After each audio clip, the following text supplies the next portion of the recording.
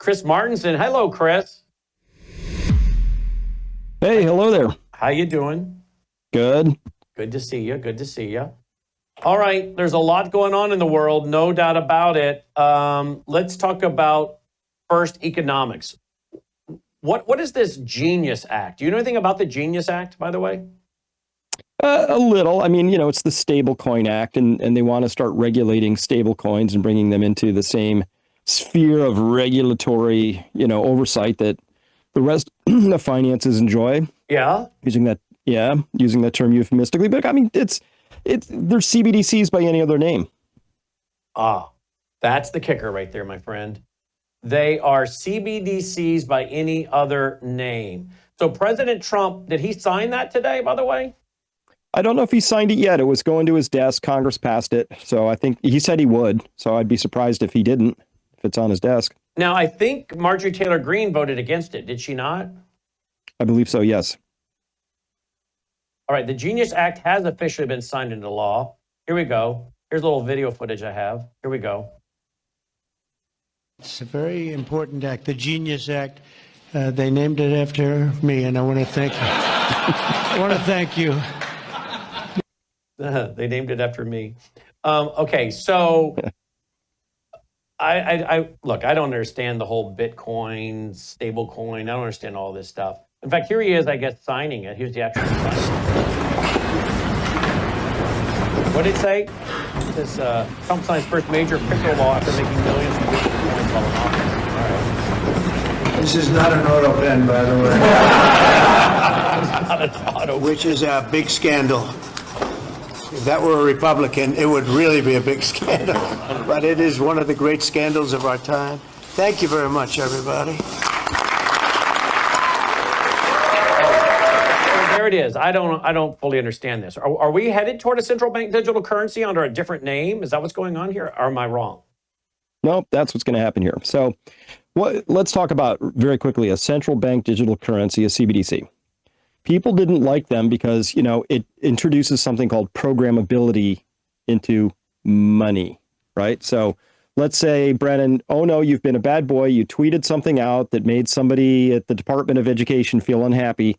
And they call up their friend over somewhere in the Treasury or finance areas, or maybe at the Fed or some minion in a bank. And then they say, Brennan's money no longer works more than 5 miles from his house. And we're not going to let him buy, certain types of things or whatever. It's this idea is programmable, meaning that they can put restrictions around how, when, and where it can be used. Right. And it's not a big stretch, right? Your health savings account, if you have one, already has those restrictions, right? You take pre-tax money, you put it in your HSA, you can buy this, but not that. Well, this just takes it and puts that into the actual money itself. And so very quickly, I'm I need to understand how stuff works, guys. So what's a stable coin? A stable coin is something that instead of it being a physical dollar bill, would be an electronic thing that would represent a dollar.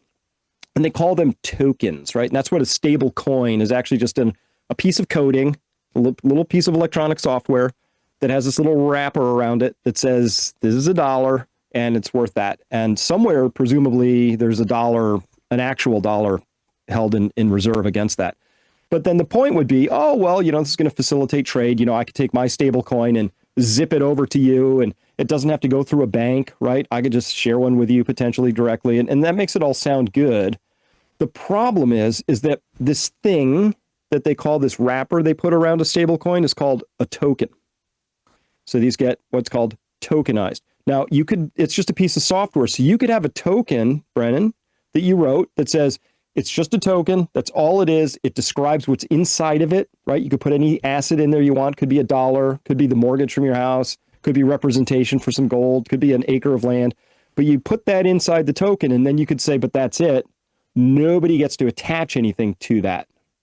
Or you could say, well, yeah, there's a couple things. You know what, Brennan, I would rather if I sold you an acre of land, I have some deed restrictions on it. So I'm going to create some restrictions that go with the token and they follow it. And you couldn't sell land to somebody I said you couldn't. And it could go on and on and on from there. Well, guess what? By the time it's the federal government saying, oh, we'll have these stablecoin thingies. And the 5 biggest banks, of course, all signed up and said, oh, we'll make those. Well, first off, you have to have the anti-money laundering, the AML regulations in there, because they wouldn't want anybody laundering money. Just the heroin coming out of Afghanistan, we want that laundered. But, they wouldn't want you going to a tag sale and accidentally spending money without them knowing about it, right? So you have the AML laws, and then, the KYC, the Know Your Customers. These are really onerous laws that include a lot of background and stuff. So those get wrapped in. So this tokenized dollar already has AML and KYC stuff wrapped around it. But, if you've ever opened a bank account, you've probably noticed that it's a big, hefty document. And in there, it says stuff like, we can just cancel your account anytime. We can add fees. We can subtract fees. We can do whatever we want. There's all these things. It's not your money once you give it to the bank, right? So then the banks are going to attach all of their own things to these things. So when you get a stable coin, it's going to be like, oh, look, I have a stable coin dollar came onto my phone. I own one of these things now, but you might or you might not. And it's going to have guaranteed, full on guarantee. You're going to have less financial privacy under this than at any point in time. And that was the big deal around CBDCs. Somebody can tell you what you can and can't do with it. They could take it away from you at a flick of a switch, and you'll have no privacy whatsoever. You couldn't possibly spend a stable coin on an old Beanie Baby at a tag sale without the government saying, well, you owe state and federal taxes on that transaction, right? So that's the whole point behind this whole thing. And I'm highly skeptical of it. This is not a genius act. This is really a bad day for financial privacy and freedom. And listen to what Marjorie Taylor Greene had to say about it. Here we go. Here she's talking about it. The Genius Act, President Trump wrote an executive order on January 23rd, and specifically on exactly what the Genius Act is about, except they did not include what was in his executive order, which is a ban on a central bank digital currency, which is extremely important, and the president feels it's important, and that's why it was in his executive order. And the Senate left that out. And then they sent this over to the House, and Speaker Johnson didn't allow us to do amendments to amend the bill to ban CBDC. And that's a House issue. It's not, I fully support the president. I will vote for the Genius Act when they ban central bank digital currency in the Genius Act. So we need to get it right. It shouldn't be run through and us forced to vote on something when they take away our rights. All right, so Logan, can you check and see? Did it get banned? That was July 15th, I think, was that interview. I don't think it got banned, did it, Logan? I don't think it did. Well, they have a separate act they're trying to push through that would ban a central bank digital currency, but it's a distinction without a difference, right? The whole point is, well, the Fed isn't administering these digital currency accounts for you. It's Bank of America. And by the way, they have all the same stuff. Like, the reason I wouldn't want a central bank digital currency is because it allows somebody at the government level to just reach in and flick a switch and literally turn your light off on your life, right? We've already seen all the debanking stuff that's been happening. The banks are already doing this to lots of people because they had the wrong ideology, or, they just didn't like who they were. Or they had some sort of political risk associated with this person. Lots of people, Nigel Farage, we heard about that, but I mean, hundreds and hundreds, if not thousands of people have been debanked. Well, now this just gets easier because it's just a digital flick of the switch at this point in time. And the money that's in your account, it's not like you could just go and take it out, like you take your digital coins out and go spend them somewhere else. They will have that instruction that you've been debanked attached to them electronically, potentially, right? So this is just, it's dystopian. It really is. It's just not, it's just a bad day for economic freedom. And there's an article on Forbes about it. They signed the bill, and that, what are in the bills? What is the Genius Act? Mm-hmm. Okay, what is the anti-CBDC Act? It would prohibit the Federal Reserve from issuing a central bank digital currency, which critics say could facilitate financial monitoring surveillance by the federal government. House leadership agreed to attach the bill to the National Defense Authorization Act, must pass legislation that funds the Department of Defense to meet demands of conservative holdouts who wanted all three bills combined. Okay, it would divide regulatory jurisdiction for digital assets between the Commodity Futures Trading Commission and the Security Exchange Commission. The bill would establish definitions of three types of digital assets: security, commodities, and stablecoins, and assign regulatory duties to each agency. 13 Republicans blocked the crypto bills, including Representative Anna Polina, Chip Roy. Are we going to see Marjorie Taylor Greene's name in that? Yep, Marjorie Taylor Greene. They vote against the initial procedure motion Tuesday. Representative Steve Scalise, who supports the bill, also changed his vote to a no to allow him to reintroduce the legislation later. They ultimately changed their votes when the anti-CBDC Act was merged with the NDAA, that'd be the National Defense Authorization Act, resulting in a 217 to 212 vote to advance the bill. Okay, so it looks like the anti-central bank digital currency was added to the NDAA, so they went on. So, I don't know. But at some point, we've got to be concerned, right, about this legislation being changed. In other words, the bottom line is, you and I are both concerned, or as others, we're going to end up with a central bank digital currency in some name or some form at some point, right? Well, absolutely. So look, whether we call it a central bank digital currency or a Bank of America administered stablecoin, the concern is about the features and the functionality and how those can be politicized and weaponized, right? Rather than who's administering it. So I'm a little disappointed. It sounds like, the name that's caught them. Oh, it's administered by the Federal Reserve. Wouldn't want that. But what we're really caring about, obviously, is that the federal government would come in and run its usual hijinks. So I'm a COVID warrior. I got deplatformed. That I got shadow banned. I put up with a lot because I ran afoul of these misinformation, disinformation laws. And we found out that these private companies like Google and Facebook and Yahoo and YouTube and all the rest, and Twitter at the time, were all participating hand in glove with the federal government, who, of course, can regulate them. So, of course, they have some interest in that. And they said, hey, Chris is a bad boy. Let's detune him. Let's ban him, among many others, not singling myself out, but just, making the story here. And so we're supposed to believe that Bank of America won't, in this administration or some future administration, find out that administration is really angry with people for saying something off script from the narrative they want to run, and using that to reach in and have Bank of America strip away my money from me, right? And so that's the concern. And so nothing in the Stablecoin Act that I saw had anything in there that said, this is how I would have written it. I would have said, it begins with the idea that a person who has expended some of their life energy to accumulate what we're calling money, call it a stable coin, a Federal Reserve note, whatever, I don't care, that once they've done that, it is theirs and they have these rights enumerated to that money. It cannot be taken away at whim. It cannot be right? Mm-hmm. Nope. None of that. It's all about, well, we're going to have to control this and know that, and here's all the penalties, and this is what has to happen. And by the way, wouldn't you know it, hidden in the Genius Act is the requirement that anybody who's backing their stablecoin with something has to use U.S. Treasury notes. Whoa, hold right there. More, peakprosperity.com is his website, peakprosperity.com. And you can also follow him on X at Chris Martenson, We'll be right back. Don't go away. News is moving faster than ever, and so are we. WorldViewTube brings you 24/7 live stream coverage and now real-time alerts when it matters most. Once you have the WorldViewTube app installed, exit the app and navigate your way to Settings. In Settings, locate the tab labeled Notifications. Select the Notifications tab. Scroll down until you locate the WorldViewTube app icon. Select the tab, and here you can turn on and customize your notification experience for the WorldViewTube app. News doesn't wait, and neither should you. Turn on push notifications to stay informed. Every headline as it happens.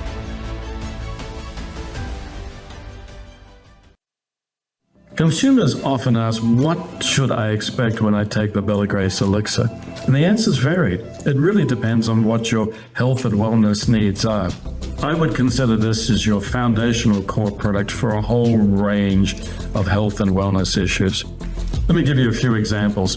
If you're a little bit older and you have some joint health issues, some problems with mobility and discomfort, the elixir is going to be your best friend. If you have some skin health issues, wrinkles, hydration, aging, all of those elements are going to be benefited from the elixir, including age spots. Now, if you're in a younger demographic, maybe visual health is where you need some assistance. Eye fatigue, dry eyes, all of those are going to be benefit by the Elixir. It's a core product because it benefits so many.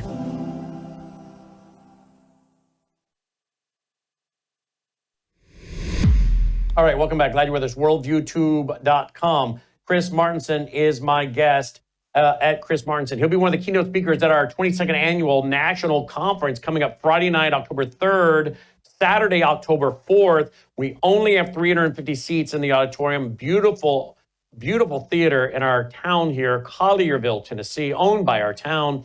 And again, only 350 seats, which really is a good deal because now that means you're going to have great access to all these speakers to walk right up to them, talk to them, visit with them, Chris Martenson being one of them. Friday night, October 3rd, Saturday, October 4th. Get your tickets, reservation, the hotels to stay in, everything. WorldviewStore.com. It's our only event to do. We have no public events planned outside the studio right now. So again, if you want to come and be a part of this, we'd love to have you be with us. WorldviewStore.com. Okay, Chris, tokenization. That's my concern. By 2030, you'll own nothing and be happy, says the World Economic Forum. If you start tokenizing land, our government buying land, minerals, all these things, whether that's the minerals that we're grabbing from Ukraine or anywhere or in the US, all of a sudden our $37 trillion looks like nothing. We got $100 trillion in assets on our books, blah, blah, blah. I don't know, maybe they're gonna finally go and audit Fort Knox. I don't know what happened to that. That just kind of went poof into the memory hole. But then they reset the dollar at, reset the price of gold per ounce at $3,500 an ounce or whatever from what is it, $37 or something. Then all of a sudden, boom, that's on our books too. I don't know. What is with this tokenization thing? What is your concerns for all the people out there that have worked their whole life to pay off their home, to be debt-free, and they don't want their mortgage tokenized? Do they have to worry about it if their house is paid off? Or what if there is, I don't know, let's just think outside the box for a minute. What if the objective is, tell you what, you got a house that's sitting there that's worth, I don't know, let's just say $300,000. You got a $300,000 house. You can't do anything really with that money that's in that house. But if you agree to allow us to tokenize your house, now you can tap into it like a line of credit. Which some people have an emergency line of credit on their house that's paid off because they want an emergency line of credit. I don't know, whatever kind of gimmicks they could come up with. What do you think will happen to someone that worked their whole life to pay off their house when it comes to trying to put assets on the books? And what kind of gimmicks might they use to get you to allow them to tokenize your house? Or will you maybe not have a choice? They're just going to take your house that's paid for and put it on the government's ledger anyway. I don't know. I mean, I could see where they're going to do this if they kind of basically federalize the banks, right? And now all of your local banks are just pushing paper for the feds. We talked about that with FedNow, when that wallet, FedNow, they were talking about. And now everybody has to have a Federal Reserve account, right? And your local bank is the one just pushing the paper for the feds. So if you have a loan on your house, you don't have a choice. We have a financial crisis. They federalized the banks. Now your note is on the ledger, and whatever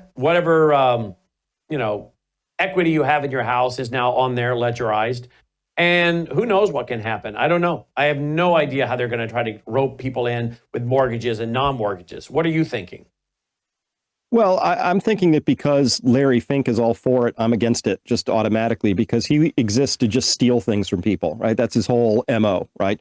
And so Wall Street is really for this whole thing. So what tokenization means, again, is to take an asset and park it in this little digital capsule of some kind, right? And so there's coding around that. And by the way, they're very complicated, right? So a typical token probably gets wrapped in around something called a smart contract, right? And smart contracts have all these different sort of legal provisions and all this and that. And frankly, it's beyond me, but I understand it in the sense that I did this whole work around the great taking, which is most people don't know that if you own a share of stock, you don't actually own the stock. What you own is what's called a security entitlement, which is a legal wrapper. That's like a token. It's a representation of the fact that you have a right to ownership of this share of stock, but you don't actually own it because it's sitting over here on somebody else's books, right? So that little bit of legal distance that's created between what you think you own and the actual asset creates a condition where, under the right circumstances, like a big market meltdown, the keepers of the system, because it's an emergency, and it's always an emergency when they do these things, they swoop in and they cleave that representational ownership and say, yeah, we're going to need this to keep the system together. Sorry for your loss, right? And so this whole idea of tokenization simply means that we're creating highly complicated legal abstractions that's now put a buffer between this thing we think we own, which is our house. I go to sleep in it. It's here. It's got 4 walls. But, you know, it's got a mortgage on it, and the mortgage has been tokenized. And oh no, there's different companies that now own representational pieces of that because they've carved it up and sold off chunks of it. However they're going to work that stuff, it's just more complexity. It allows Wall Street to do what it does best, which is to convert all that complexity into cash in their own hands. But of course, their gain is your loss, because that's just how it works, right? It's a zero-sum game. Somebody's winning, somebody's losing. Welcome to Wall Street. So that's my concern about it. It's super complicated. None of these people in Congress, they don't understand this. They didn't write that act. It wasn't, no, that act was written for them by a bunch of bankers who have interest in this whole thing. It's just like, you know, our pharma bills are not written by congressmen. They're written by the pharma companies. That's the game. And I'm very suspicious of it. But here's my bottom line. Anything that is so complicated that I can't understand it is just a way for the raccoons in the system to take my stuff from me. And that's just what they've been doing for decades. What about, though, if you work your whole life to pay your house off and you don't have a mortgage, does that make you more protected or not? I would think it would make you more protected, but then you might want to have to explore the complexities of, do you actually have your title? And then there's different forms you can hold your title in. So again, possession, I think, is 10/10 of the law in this case. And so I advise everybody, regardless of whether you have, you know, ETFs held by Vanguard, individual share ownership in a Schwab account, money down in your bank, or anything, your mortgage, keep paper records of it. Keep a printout, a snapshot that says, this is what Schwab said I owned on this date, and then update that regularly. Because if we ever get in a thing where there's some kind of a cyber attack, a hiccup, you know, the grid goes down for a while, their servers go bad for some reason, AI writes some malicious code that spirals through and worms off and makes a mess of everything, you're gonna need to be able to prove what you have, and you won't be able to go into your phone and say, look, here's what I have, because it won't be there anymore, right? Paper records. So if you've worked your whole life to pay your house off, have a physical copy of the deed that's paid off. Correct. Mm-hmm. With real ink signatures on it. And with obviously probably the stamp from your county or whatever, right? Yep, absolutely. I guess what I'm trying to say in closing here, Chris, is a lot of our audience is very conservative, socially, morally, politically, economically. And a lot of people just have worked their whole life because they want to be debt free, because they don't want to try to understand all this. They want to sleep well at night and say, you know what? My stuff's paid for.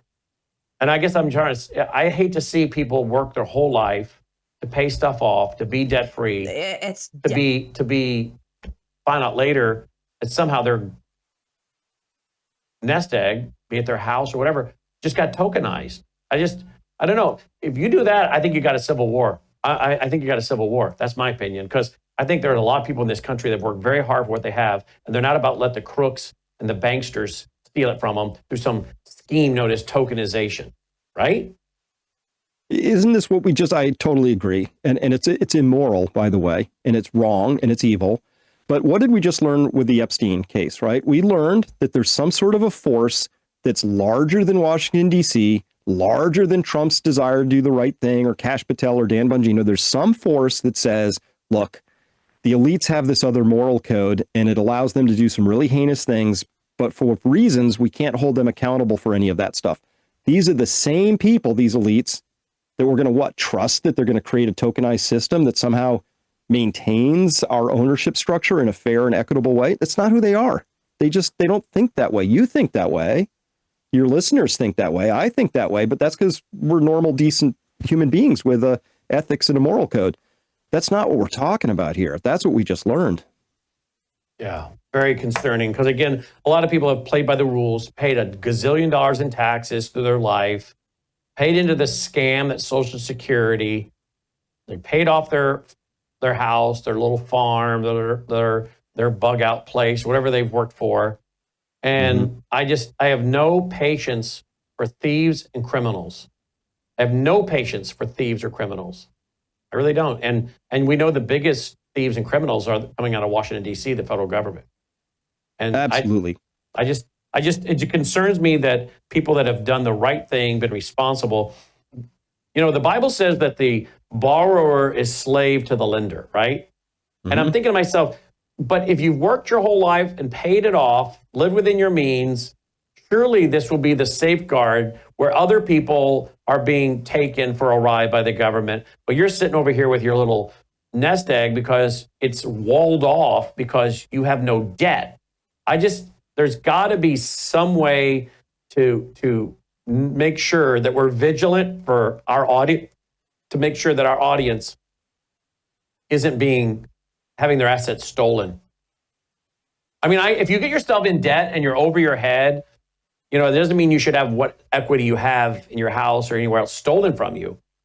But if you've been one of these people that's been really careful your whole life and you've not done the, you know, exorbitant living and beyond your means and all that, these people, they just want to be left alone. They just want to own their stuff outright and be left alone.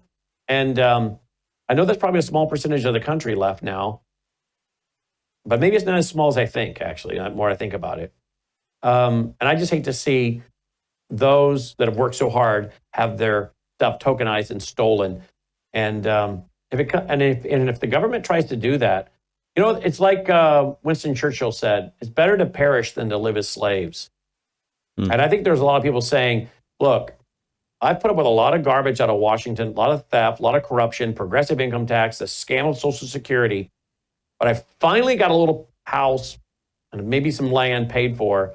And if you guys try to come after this, it's on. It's on. Yeah. Yeah. A good friend of mine just told me this story about when he's in college and he was on the rugby team and they were after a game and they're like 2:30 at the one place that's open. It's a burrito shop and they sell beer there. So all the college kids are there and they have the center on the rugby team, big guy. And he just wants to eat his burrito, but there's this little drunk guy who just wants to pick a fight with the biggest guy. And Dave is eating his burrito and he looks up at the guy and says, you don't want to do this, you know, and the guy keeps on him. Right. And he said, finally, Dave just goes, oh. And he wraps his burrito up carefully and he hands it to somebody and then pounds the living daylights out of this guy. Like 2 shots, the guy's out, he's moaning. He comes back over, he takes his burrito back and he unwraps it, starts eating it. So that's the quiet man, right? And I'm just wondering, when are we going to get to the wrap the burrito moment? That's what we're headed towards. And you know, what you're talking about is consistent with the polling coming from Mark Mitchell at Rasmussen. A fourth turning. I don't want a civil war, but I would be for a civil war over tyranny because, as Winston Churchill said, it's better to perish than to live as slaves. If Washington is going to become this great technocratic, tyrannical system run by the banksters, I don't care if they call them freedom cities or whatever stupid name they can give it to fool the average, you know, person in America. If it's about stealing liberty and freedom and the inheritance of my children and grandchildren, then bring it on. My home, my Alamo. I've been saying to my audience for years. My home, my Alamo. My home, my Alamo. Right? Well, you can kill the body, but you cannot kill the soul. Right? Correct. Yeah. So they're considering a bill right now that would give Monsanto the same liability shield that it would give to pharma companies because Monsanto is getting sued for all of its Roundup and all the cancers it's caused with its poison product. And they're actively considering the bill. In a healthy country, they would say, absolutely not. You do not get a liability shield. Make a better product, right? Can you imagine if we gave liability shields to car companies, ladder companies, crib manufacturers? Like, that would just be, no, you don't do that. Why would we do that? Why would we even think about doing that? And it looks like it has a good chance of passing. And that just tells you where we're at. That's ridiculous. It might be time to wrap that burrito up. Yeah. Chris Martin said, peakprosperity.com. Peakprosperity.com. As always, look forward to having you with us at the Ozarks conference. Or not Ozarks. Me too. I keep saying that. For years we've been in the Ozarks. We moved it to the Mid-South. Tennessee. Yep. Right outside of Memphis, Collierville, Tennessee. Look forward to having you with us in October. Can't wait. I'm really looking forward to it. Thank you, Chris. Chris Martinson checking in. There you go, folks. Peakprosperity.com, peakprosperity.com. You can follow him on X. Chris Martinson, make sure you spell Martinson. Spell Chris with a C, and then Martinson, Martenson. All right. All right, folks. Remember, we're brought to you by you. WorldViewTube.com/sponsors. WorldViewTube.com/sponsors. So important you go there. Help us out and yourself at the same time. Thank you for doing that. We'll be right back after this short break. Hello, I'm Brannon Howse. I want to thank you for all your support at WVWFoundation.com that helps make possible pushing out 24/7 content for free. Without your support, we'd have to put it all behind a paywall. But thanks to you and your support through our foundation, we're able to push it out for free as a broadcast service and broadcast ministry of WVW Foundation. Please consider going there and setting up an automatic monthly contribution, or go there and make an occasional contribution. If you prefer to support us through the mail, you'll find our mailing address there at WVWFoundation.com. You can also call and make your contribution over the phone by calling 901-825-0652. That's 901-825-0652. Again, all these details are available at WVWFoundation.com. Thank you for your support as we try to help people around the world understand the times through the lens of a Christian worldview.